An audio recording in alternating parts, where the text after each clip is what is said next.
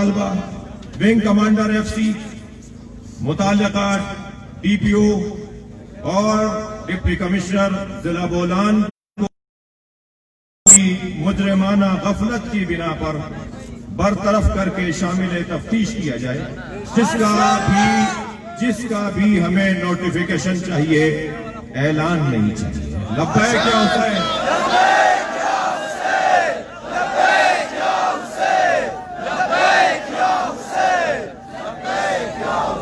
تیسرا مطالبہ پاکستان بھر کے رسانوں کا مطالبہ ہے۔ مجھے ابھی رستے میں ایک نجی TV چینل نے اس سے بات کی تو وہ کہہ رہے تھے کہ یہاں تو ہمارے فورسز کے لوگ بھی شہید ہوئے ہیں، تو میں نے ان سے کہا کہ جی میرا سوال ہے کہ وہ بھی کیوں شہید ہوئے ہیں؟ ہمارا سوال ہے کہ وہ بھی کیوں مارے گئے ہیں؟ اور اگر وہ بھی مظلوم ہے تو آ جائیں، ان مظلوموں کے ساتھ آ کے بیٹھ جائیں، پھر مظلوم اور مظلوم مل کر ظالم کو ڈھونڈیں گے۔ لہذا چوتھا مطالبہ، گزشتہ تمام سانحات میں ملوث گرفتار شدگان جن کا ہمیں نہیں پتا تھا، یعنی دیکھیے ولی دم، ولی خون، وارث شہید کو پتہ ہی نہیں ہے کہ میرے مظلوم بھائی، میرے مظلوم بیٹے کا قاتل گرفتار ہوا بھی ہے یا نہیں، اگر گرفتار ہوا ہے تو وہ کون سے مال خانے میں ہے، وہ کون سے گودام میں ہے، اور پھر اس کے ساتھ کیا کیا جا رہا ہے۔ افسوس کی بات ہے، بڑے بڑے یہاں پر سانحات، ایسے سانحات جن کو اگر دہرایا جائے تو رونگٹے کھڑے ہو جاتے ہیں۔ ہمیں آج تک نہیں بتایا گیا، ان کی رپورٹس ہمیں نہیں پیش کی گئی، ہمیں نہیں بتایا گیا کہ اس سانحے کے پیچھے محرکات کیا تھے، اس سانحے کے پیچھے عوامل کیا تھے، وہ کون لوگ تھے کہ جن لوگوں نے ہمیں آ کر مارا تھا، ہمارے عزیزوں کو مارا تھا۔ گزشتہ تمام سانحات میں ملوث گرفتار شدہ دہشت گردوں کو تختہ دار پہ لٹکایا جائے۔ یہ اسلامی ملک ہے بھائی، ایک سنی نے سوچا تھا، ایک شیعہ نے بنایا ہے۔ علامہ اقبال نے پاکستان کو سوچا تھا اور قائد اعظم محمد علی جناح نے پاکستان کو بنایا۔ یہاں جتنا میرے سنی عزیزوں کا حق ہے، اتنا ہی برابر کا شیعہ کا حق ہے۔ یہ پاکستان ہم نے مل کر بنایا ہے، یہ سنیوں کا بھی ہے، شیعوں کا بھی ہے، حتی اقلیتوں کا بھی ہے، انہوں نے بھی اپنی قربانیاں دی ہیں۔ مگر ہمارا سوال یہ ہے کہ ان تمام سانحات میں جو ہمارے ساتھ ہوا، جو غیر شیعوں کے ساتھ ہوا، جو ہمارے سنی بھائی، مدارس پر حملہ ہوتا ہے، ہمارے اہل سنت برادران شہید ہوئے اس ملک کے اندر، فوجی شہید ہوئے، FCC کے لوگ، پولیس کے اہلکار، ہمیں آپ نے چلے اپنے لوگوں کو بتا دیا، فوجیوں کے وارثوں کو بتا دیا آپ نے کہ ان کو مارنے والا کون تھا؟ میرا تو یہ سوال ہے۔ آپ نے پولیس کے اہلکاروں کے جو شہید کرنے والے تھے، قاتل تھے، ان کا بتا دیا کہ وہ کون لوگ تھے؟ وارث کا حق ہے، شرعی حق ہے، قانونی حق ہے۔ اس وارث کو بتاؤ کہ اس کے عزیز کو مارنے والا آخر کون تھا۔ اگر آپ اتنے نااہل ہوئے ہیں کہ آپ کو نہیں معلوم، تو اس سے زیادہ بات کرنے کے لیے کوئی جگہ باقی نہیں رہتی۔ رکھتا یہ قرآن کا قاعدہ ہے، جب تک آپ ظالم کو سزا نہیں دیں گے، جب تک آپ قاتل کو سزا نہیں دیں گے، معاشرے میں امن برقرار نہیں ہوگا۔ اسلامی مملکت ہے، شریعت کے مطابق اس مملکت کو بنایا گیا ہے۔ جب اس کا آئین بن رہا تھا تو اس کے آئین میں 2 شیعہ عالم دین بھی مشوروں میں موجود تھے۔ حافظ کفایت صاحب کا زمانہ تھا، مفتی جعفر صاحب کا زمانہ تھا۔ ہمارے علماء نے اس آئین کی تشکیل کے موقع پر اپنی رائے دی تھی۔ لہذا اس ملک کے اندر اسلامی اقدار کے خلاف کیسے رویے ہیں، کیسے اقدامات، کیا طریقہ ہے اسلامی اور شریعت کے خلاف جو اپنایا گیا ہے۔ 5واں مطالبہ، جوڈیشل کمیشن کا قیام۔ آپ محترم ہیں، آپ کوئی وعدہ کریں گے، آپ کوئی طے کر لیں گے، لیکن آپ کا نہیں معلوم کہ کل آپ کے ساتھ کیا ہو، آپ کہاں ہو کل۔ تو ہم سے تو بات تو وہ کریں کہ جن کی ہم سے ریاست کی ادارے بات کریں، ہم سے جوڈیشری بات کریں، ہم سے عدلیہ کا نظام بات کریں.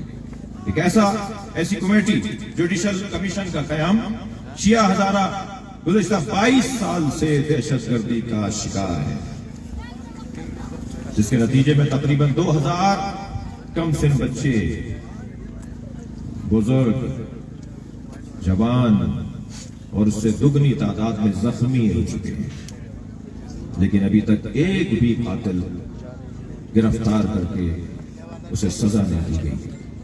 لہذا ان تمام سانحات کی شفاف تحقیقات کے لیے ایک جوڈیشل کمیشن تشکیل دیا جائے، جس کے ممبران کے ناموں کے ساتھ شہداء، جن کے ممبران کے نام شہداء کی تجویز کردہ کمیٹی پیش کرے گی. چھٹا مطالبہ، سانحہ مچ کے شہداء کے وارثین کے، اللہ اکبر، میں بھی جو پہنچا تو نماز کی ادائیگی کا وقت تھا.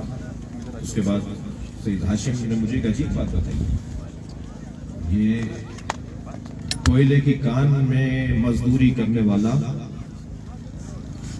اتنی سخت مزدوری کر رہا ہوتا ہے، 100% سے زیادہ حق حلال محنت مزدوری، اپنے آپ کو، اپنی جان کو داؤ پہ لگا کر مزدوری کرنے والا، اسے مارا گیا ہے. اسے مارا گیا. ریاست کا کام ہے لوگوں کی تحفظ فراہم کرنا. ان بچوں کے ساتھ کیا ہوگا، ان بیویوں کے ساتھ کیا ہوگا؟ کوئی اگر ریاست ان کے قوت لا یموت کا اعلان کرنے جا رہی ہے، اگر ریاست ان کے لیے قوت لا یموت ہے، بھائی تمہیں 1 کروڑ بھی نہیں دے دو گے تو کیا دیا تم نے؟ یہ چٹنی روٹی دے رہے ہو، کیا دیا تم نے؟ یہ کوئی بات نہیں ہوئی کہ جی اتنے لاکھ کا فلاں اعلان. بہت شکریہ آپ کا، آپ کو اس بات کی طرف توجہ ہوئی. یہ جو رقم کی گفتگو ہو رہی ہے یا ہو رہی ہے، اور ابھی انشاءاللہ بہتر انداز سے ہوگی، میں سمجھتا ہوں کہ اس میں ہمارے دوستوں نے جو رقم لکھی ہے اس رقم سے بھی زیادہ کے اوپر بات ہونی چاہیے. 7واں مطالبہ، تمام لاپتہ شیعہ افراد کو جلد سے جلد بازیاب کروایا جائے. یہ پاکستانی شہری ہے، یہ کہاں گھومے؟ اگر انہوں نے جرم کیا ہے انہیں عدالتوں میں پیش کرو، لٹکا دو سولی پر، ہم بھی تماشا دیکھیں گے. اگر انہوں نے کوئی ظلم کیا ہے، کسی کے ساتھ زیادتی کی ہے، یہ کوئی بات نہیں ہوئی کہ اگر کوئی ظاہری طور پر شیعہ ہے اور وہ ظالم ہے تو ہم اس کے پیچھے کھڑے ہوں گے. ہم ظالم کے پیچھے نہیں کھڑے ہوں گے، ہم مظلوم کے پیچھے کھڑے ہوں گے، چاہے مظلوم سنی ہو.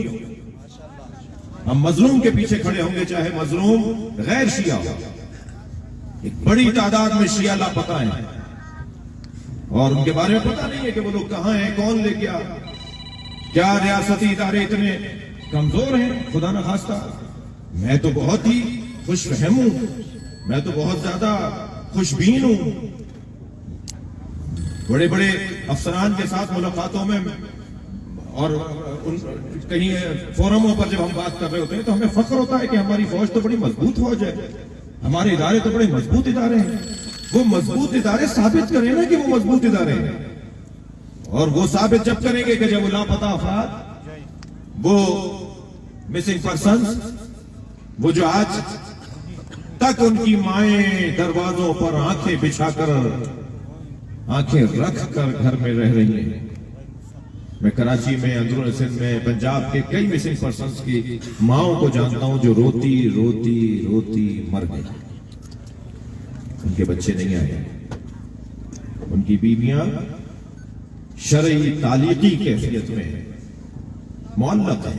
کیا ذمہ داری ہے ان کی؟ پتہ ہی نہیں ہے کہ زندہ بھی ہے، ہوتا ہے. ان کے بچے اپنے باپ کا رستہ تک رہے ہیں. تمام لاپتہ شیعہ افراد کو جلد سے جلد بازیاب کیا جائے. اور ہم نے کہہ دیا کہ اگر ان سے کوئی ظلم یا ان سے کوئی جرم ہوا ہے تو انہیں عدالتوں میں لاؤ، انہیں پیش کرو، انہیں سزا دو جو پاکستان کی آئین اور عدالت کہتی ہے. 8واں مطالبہ، بلال نورزئی کے قاتلوں کو قرار واقعی سزا دی جائے اور بے گناہوں کو جلد سے جلد رہا کیا جائے۔ نواں مطالبہ، کوئٹہ، کراچی اور دیگر روٹس سمیت تمام مسافروں اور کول مائنز، یہ جو کوئلے کی کانوں میں کام کرنے والے مزدور ہیں، انہیں تحفظ فراہم کیا جائے۔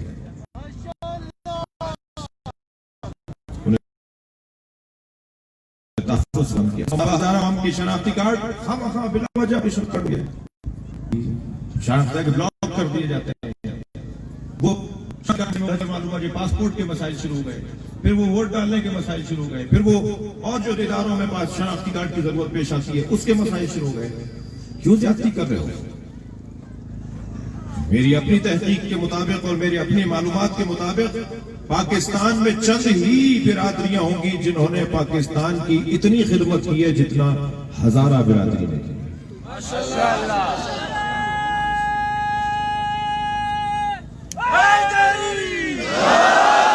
پاکستان کے ریاستی حفاظتی اداروں میں بڑے بڑے منصبوں پر فائز ہزارہ برادری، بڑی تعداد میں ڈاکٹر حضرات، انجینئر حضرات، سرحدوں پہ جان دینے والے افراد، اور تعلیمی دنیا میں امتحانات میں مقابلوں میں ٹاپ کرنے والے اور میڈل لینے والے افراد ہزارہ برادری سے۔ یہ پاکستان کا ٹیلنٹ ہے، یہ پاکستان کی قابلیت اور صلاحیت ہے۔ آسٹریلیا گیا میں آپ کی برادری کے ان جوانوں سے ملا جو یہاں سے گئے ان حالات کی وجہ سے۔ آپ یقین جانیے میں ایک سے یہ کہہ رہا تھا کہ تم پاکستان کا ٹیلنٹ کیا آسٹریلیا میں کیوں ہو؟ میں نے زلفی بخاری صاحب سے کہا جب ہماری ان سے کچھ عرصے پہلے ملاقات ہوئی کہ ان کو واپس لے کر آؤ، یہ پاکستان کی قابلیت ملک چھوڑ کر چلی گئی ہے حالات کی وجہ سے۔ یہاں جب انہیں تحفظ نہیں ہوگا تو پاکستان کی قابلیت چلی جائے گی۔ پاکستان قتل ہوگا اگر کوئی ہزارہ قتل ہوگا، کوئی سندھی قتل ہوگا، کوئی پنجابی قتل ہوگا، کوئی پختون قتل ہوگا، کوئی بلوچ قتل ہوگا تو پاکستان قتل ہوگا۔ ہم ہر طرح کے ماورائے عدالت قتل کی مذمت کرتے ہیں۔ بلوچ برادری کے ساتھ بھی مذاکرات ہونے چاہیے اور ہو رہے ہیں۔ طالبان کے ساتھ بھی آپ نے مصلحت سمجھی تو آپ مذاکرات کر رہے ہیں، لیکن کیا یہ برادری، یہ مظلوم، یہ انتہائی صابر لوگ،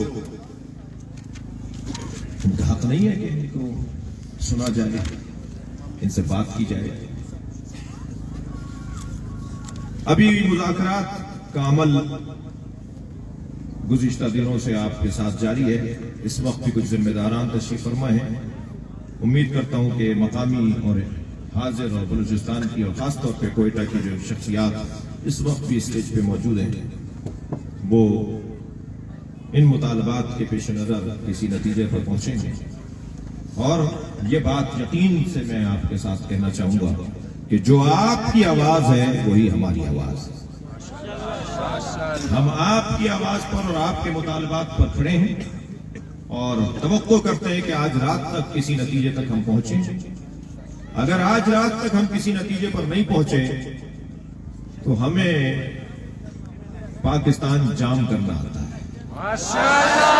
لبیک یا حسین، لبیک یا حسین، لبیک یا حسین، لبیک یا حسین، لبیک یا حسین، لبیک یا حسین۔ میں کسی مذہبی جماعت کا رسمی عہدیدار اور کارکن نہیں ہوں،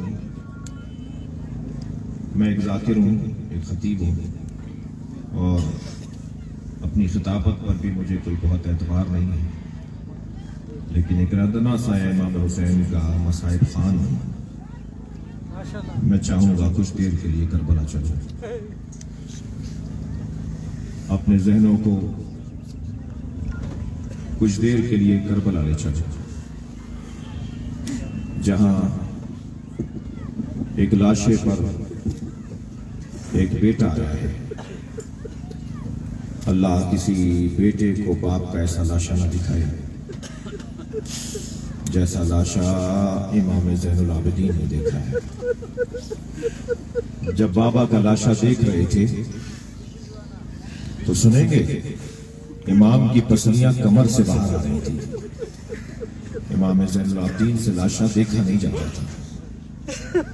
जनाब ज़ैनब ने देखा कि ज़ैनुल आबदीन का हाल गैर होता जा रहा है, कहीं ऐसा ना हो कि सैयदुल सज्जाद सैयदुल साजिदीन ज़ैनुल आबदीन की रूह परवास कर जाए।